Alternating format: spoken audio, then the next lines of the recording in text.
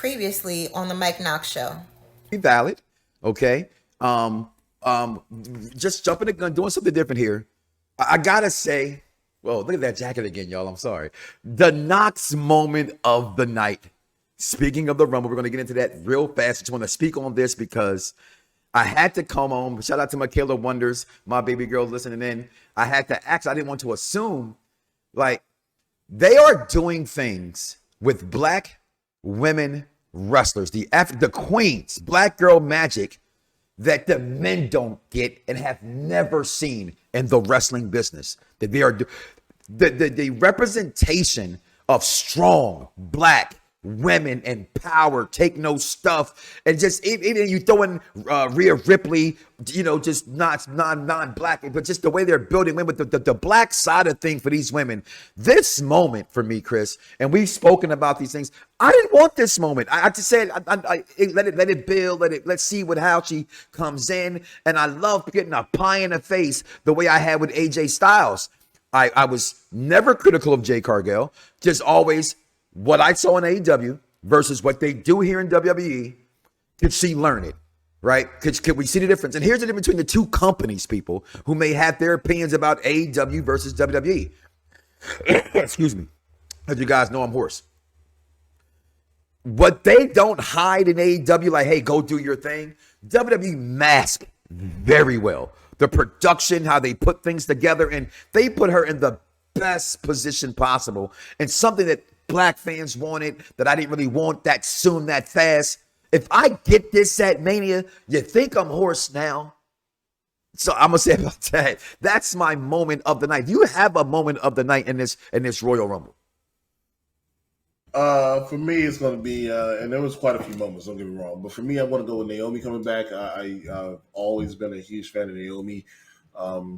Just laying eyes on Jay Cargill, I'll throw that out there. But Naomi coming back for her WWE return, her Royal Rumble return, I thought was really special. You saw it coming, but I thought it was really, really well done. And she got exactly what she deserved in that Royal Rumble. So that would be my number one. And of course, like I said, Jay Cargill returning. I mean, Jay Cargill, making her debut. I thought Nia Jax had a phenomenal show. Oh, that was your pick. That was your pick. You were actually really mad, and the people around us knew you were mad that she didn't win, by the way. Yeah, I was hot. I tell you this, as you said, a lot of moments of the night. Let's just go ahead and get into this Royal Rumble. My favorite pay-per-view of the year. I don't know what people were watching. I've seen chats. I've seen, again, I am going to be a firm believer in there's just certain things that are not for you. You know what I mean? Like, I don't do horror movies, Chris. I don't do horror movies. That's not my genre. I can't speak on if it ain't, bloody gore. I don't do demonic horror. So I can't speak on, that was not a scary movie or a scary movie or not. I think if there's products are different, and you should know the WWE product. And here's why I want to talk about this pay-per-view, or this PLE. Just open it up with the women's 30 women Rumble match.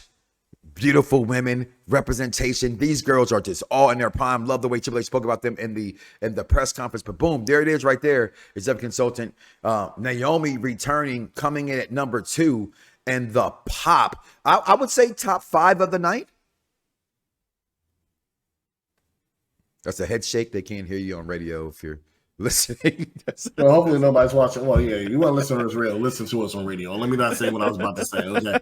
Yeah, I'm shaking my head. I have to say top 5, and I'll give a more definitive list later if you want to talk about it toward the end of the show. But I know what, and Naomi was out there. I was actually going to the restroom, and then when Naomi arrived, I immediately came back.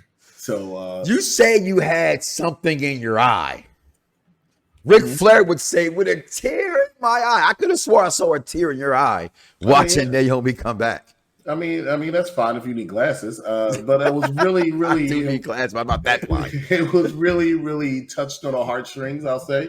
Naomi coming back because, like I said, I've always been a fan of hers. Like I said, she was a part of the Funkadactyls. But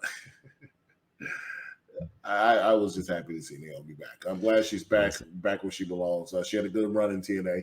And shout out to WWE for actually acknowledging the fact that not only was she in TNA while she was gone, but she won the TNA Knockout Women's Championship while she was gone. I was really, really surprised by that.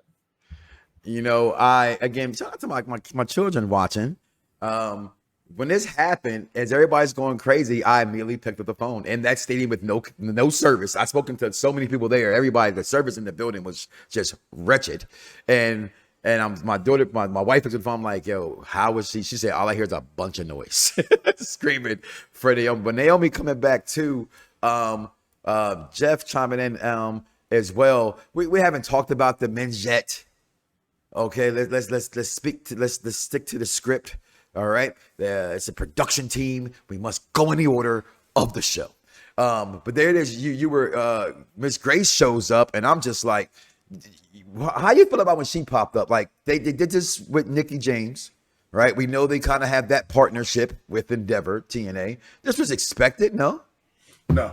Not to me. I know it was the rumor all day. Apparently, I didn't know because I didn't pay attention to rumors all day. Depth of dirt sheets, right? But if you would have asked me, before, would I have thought whether a partnership or not? Because remember, they did do it with Mickey James in 2022. But at the same time, what people need to remember is it was still Mickey James, right? Yeah. She still is a bona fide Hall of Famer for WWE. She has a lot of history with WWE.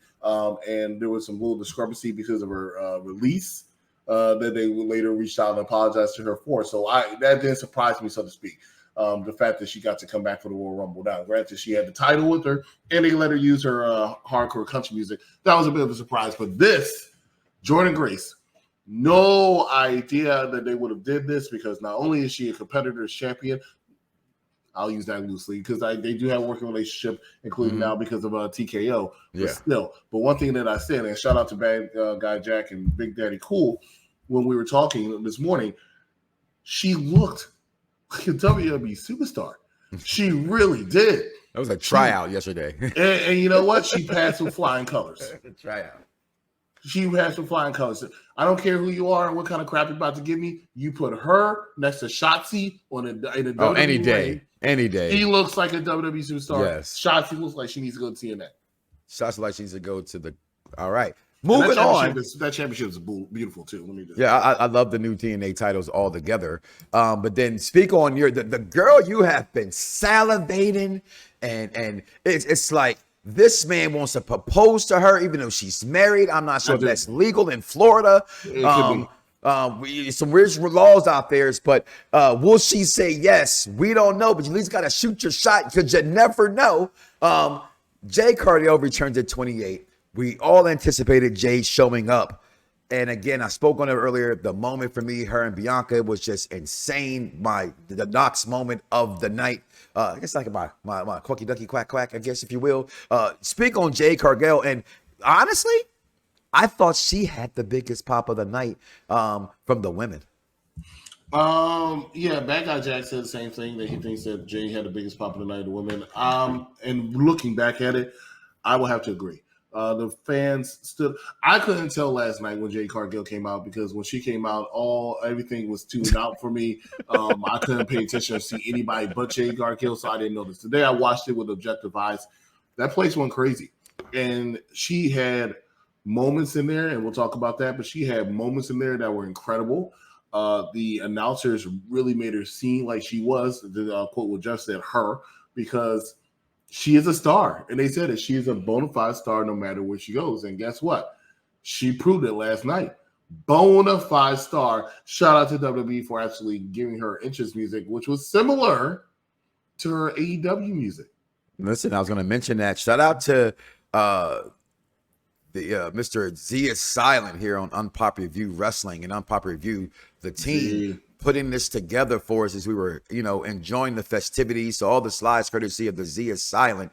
But I had an opportunity to speak with him, and he said, yo, she's such a big deal. I think that's that's her logo. She has her own licensing here somehow. And that's big. That's Brock Lesnar type big. Okay. For her to get that, this woman is so over that my wife and other mothers know her.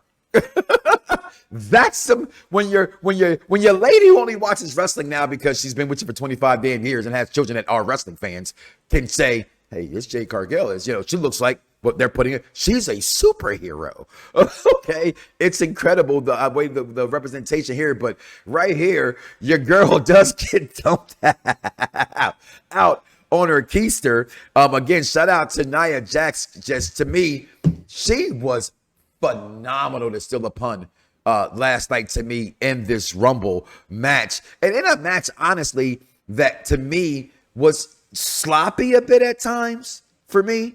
But I'm not ever going to be critical over a battle royal of any sorts because there's no room for certain things. And you have to be, when you're in a ring, this is what gets me about wrestling fans, Chris, right? Because you train, you go to school, and you've done those things, I've done those things. And not even if you haven't done those things, just be an intelligent wrestling fan as you listen to the Unpopular Review. Like, follow, subscribe, and share with us down below. Let us know your thoughts. But as all these things transpire, you should know they take advantage of a ring with no one around them. Wrestling's, you have to be safe at all costs to make sure you don't hurt yourself, and most importantly, don't hurt the person that you're wrestling with, because their life is literally in your hands.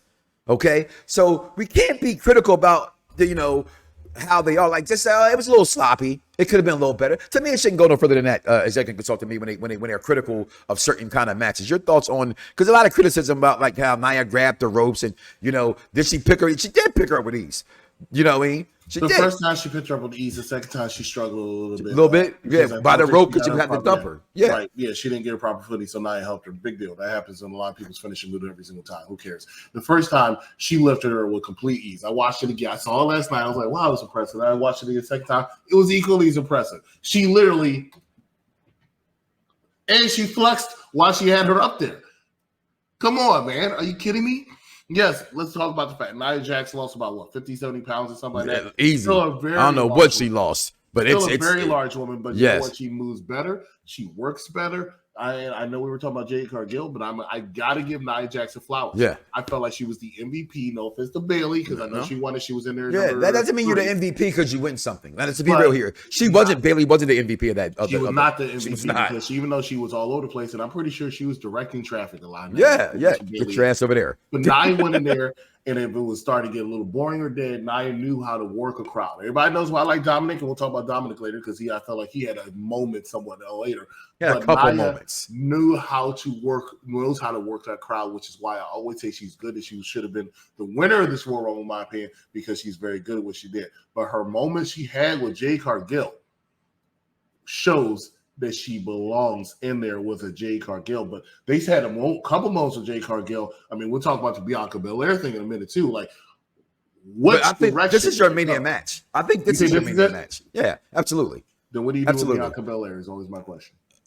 I don't know. And she's triple threat. I don't know. I mean, as you were going to say, and I jumped in and I apologize, it could go either way. Yeah.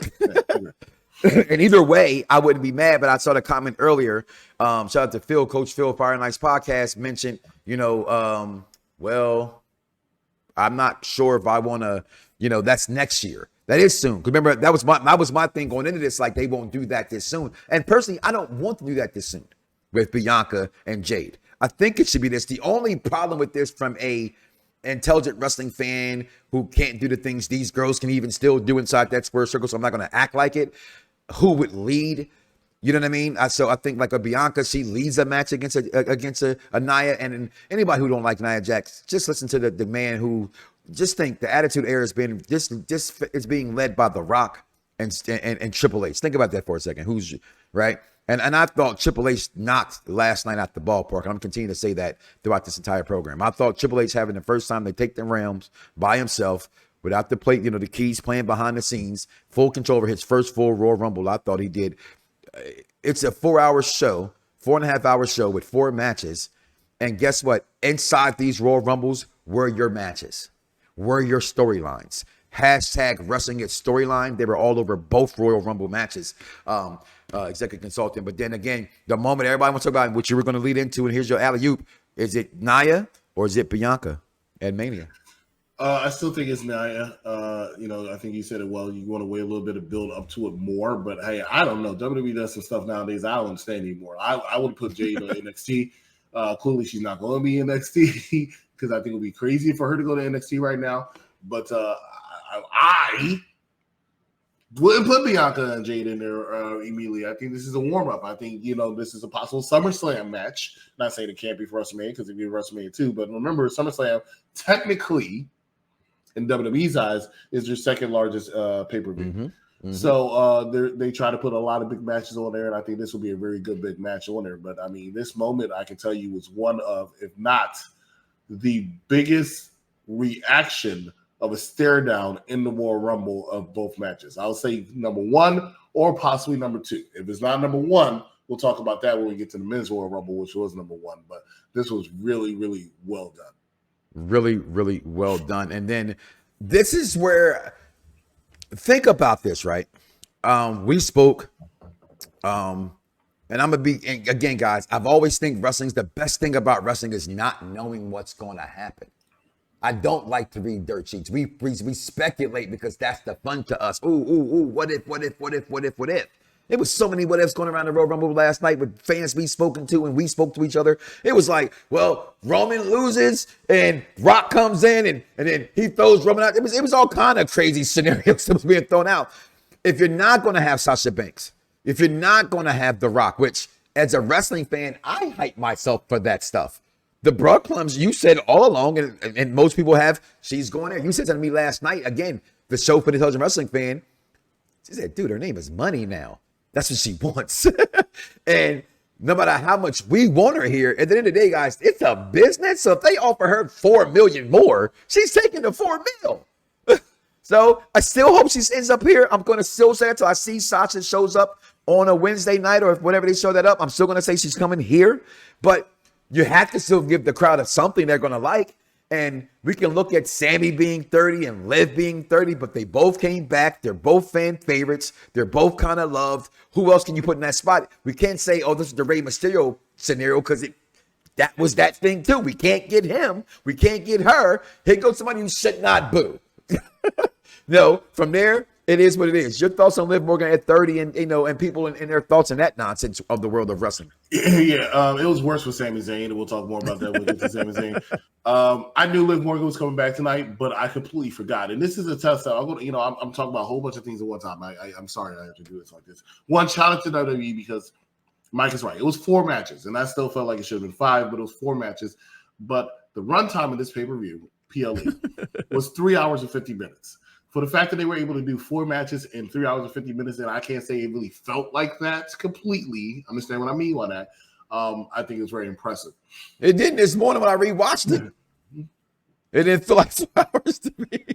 Liv Morgan being number 30, she is a really strong fan favorite. I never went with one of my fans' favorites, but she is really a big fan favorite in WWE. I'm with you with that. And she should be at number 30. I think the problem is that the fans, and Mike just admitted it himself, right? We're so hyped up thinking it was going to be Sasha Banks that it was a bit hard for anybody to come out number 30 and not be a little bit of a letdown. I think it was less of a letdown because it was Liv Morgan. She's popular. But I keep telling people about the Sasha Banks thing, and I said it on Mike Knox's show. I said it on the Australia UPR show. Her name is Mercedes Moné. If you look at that interview with Stone Cold Steve Austin, she says she eats filet mignon, not Naomi, filet mignon, right?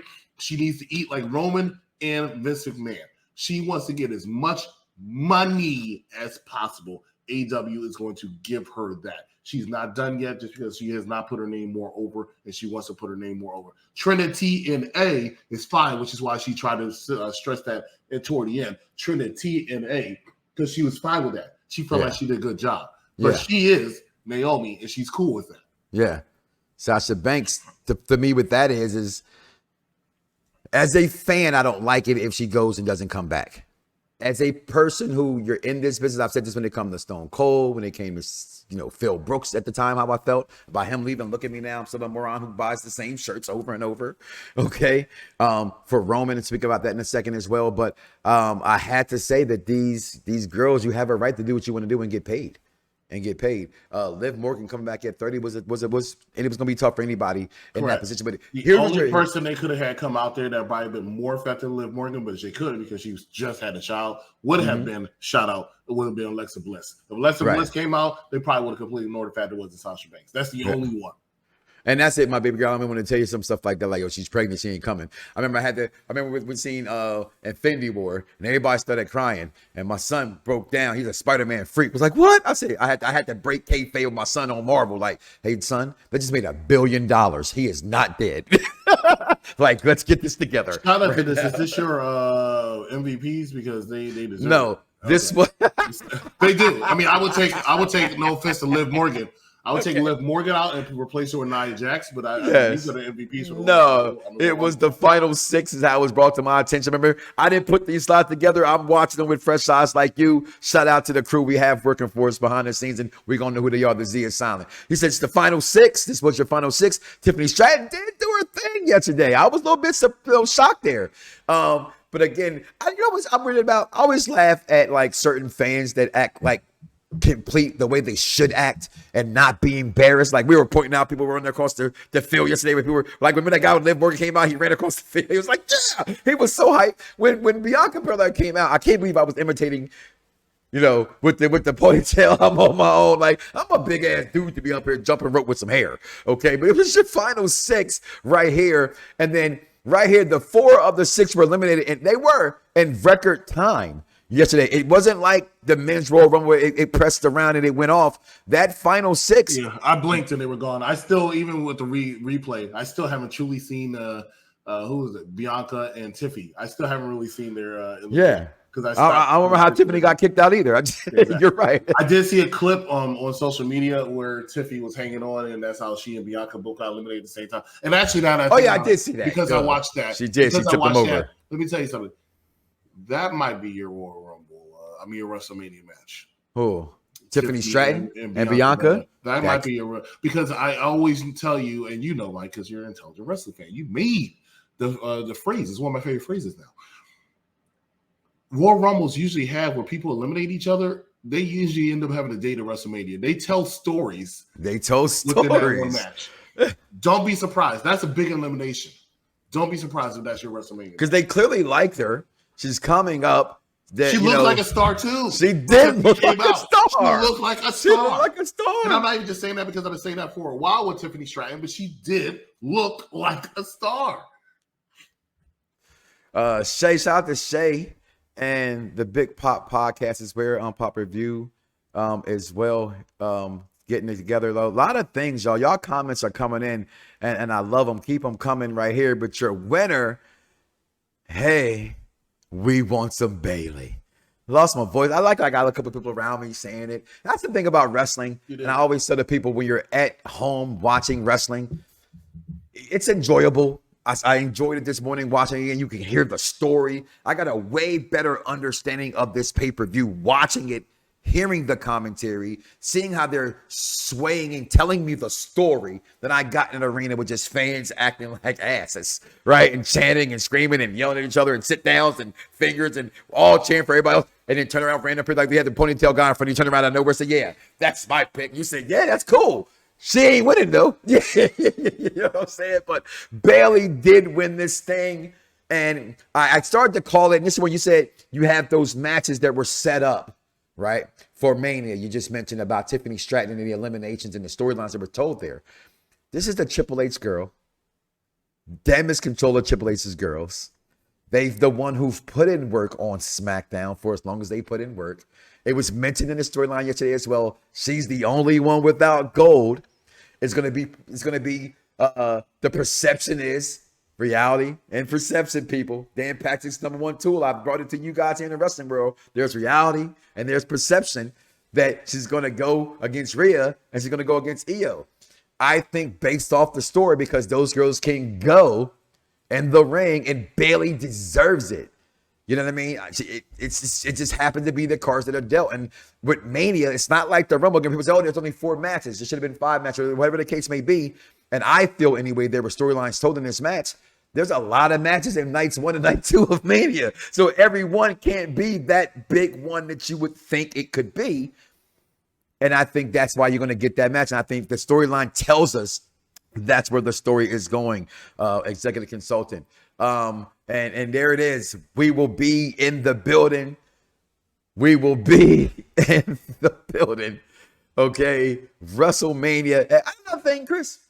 Why can't we just say XL or 40 no more? Like, it's on the damn logo. Well, Cody said 40 to his credit last night. Yeah, Cody did, but the commentary team don't ever say it.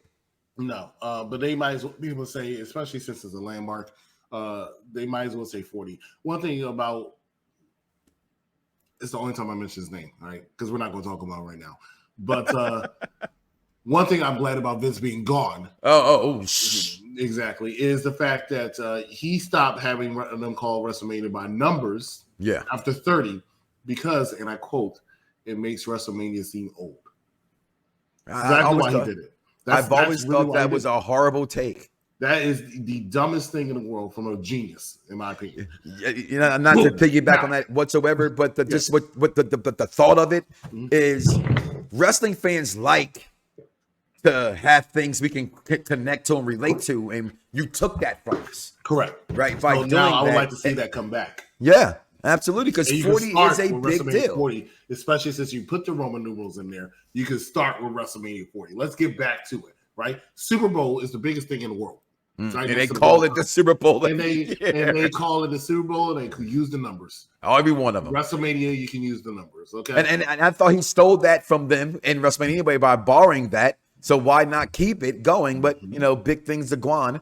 But the sign points, I love the press conference. So I got this. I had when Bailey came out with this jacket in the press conference, and nobody said anything about the jacket. I was like, what is wrong with you guys? WWE, I'm gonna say this to you, because I'm not like other guys. I'm not afraid. I want to be there. I plan on being there. But you guys got to have. You have a room full of people wanting to speak that you guys allow in the room. I just feel, as someone who is not there, that the guys that are there and you know they're there, I'm not talking about the DDP questions and those kind of guys of the world, but you can't pick the same outlets all the time to speak. Why let the people in the building? Why let the people in the building? Because I think a regular fan, at least I would hope an intelligent fan like myself who knew what she was rocking, would have been like, yo, she came out there in that jacket for a reason because she felt great to put that on. And I love how she spoke about the girls in the back and her time and the credit to Dusty and how they worked with her with Ding Dong Hello and how she felt that saved her career. She felt her career was gone. You know what I mean? And got stale because of the whole thing. I was never a Bailey fan with the thing when the NXT days and she could wrestle, but I wasn't checking for that girl. You know? But Bailey, there it is. I spoke about it. You in agreement? She going straight to EO? No. They're going to tease the Rhea thing a little bit more. I like that picture. Rhea looks comfortable. She don't look comfortable. She actually looks very happy and proud, to be honest with you. But for storylines purposes, we'll say comfortable because Rhea is supposed to be, Rhea. Yeah. EO does look concerned, but it looks like she's trying to hold back. I mean, people are probably let me tell you something. If you were to say, remember The Undertaker, how people talk about him, if you were to say one person who's probably the most respected and the biggest leader in that women's locker room, outside Natalya, it's probably Bailey, man. It really is. I know she's really, really, really well respected backstage. She spoke on that too. Yeah, I am a huge Bailey fan. I've grown to become a huge Bailey fan, and as people who watch this for years know, during the pandemic era, I feel like she was the true MVP of the pandemic era. Absolutely, her and Roman. Her and Roman, definitely. She made the best of it from a gimmick that was dead and then turning around and being able to get more comfortable. I feel like she deserved to win the Royal Rumble. She wasn't my pick, and I've addressed it. I'm not going to address my concerns with this match going on in WrestleMania, but she's definitely picking EO. But because this is a slow build, so to speak, of what's going on with damage control, she's going to tease Rhea before something's going to trigger. Yeah, and it's going to be kind of like an evolution moment, and she's going to pick EO. Because that's the way they're going. And I think another reason why they're going this route is because I think the plans with Sasha probably did fall through. Because I feel like that was the way they were going to go. Bailey and Sasha versus the Kabuki Warriors. But, I mean, this is the way you got to go. So be it. Listen, I'd say this to you as well. To see how the storyline unfolds of how they switch it. Because how do you, if you picked her, then shouldn't the next opponent step up for that belt? Historically, we would see that. Once you made your decision, that's your decision. How do they switch that if that's decision? Or do they basically, I guess it just rates itself, right? Intelligent wrestling fans, she won't make a decision for some weeks to come, or maybe not. Right. I'm intrigued to see it. Yeah. Yeah, she's not going to. I'm definitely intrigued to see it. But before we get to right here, guys, we will take our first break. Y'all hear our throats. We've been told we need some tea. He's drinking water. I done had one beer. Might have another cerveza. Shout out again to the Unpopular Review crew. Might have a libation or two. Steve, Bad Guy Jack, Willie Beeman. We don't get you right, Willie. We gonna get you right. That is my man's wrestling dog. Wrestling dog. Oh, I was coming with the rest. I wasn't done, but you got. I thought you lost your voice, bro. I was trying to help you. I was trying to piggyback off you, bro. I definitely lost my voice. That's for damn sure. We're gonna take a break, y'all. We got many shows here on Unpopular View Wrestling and Unpopular.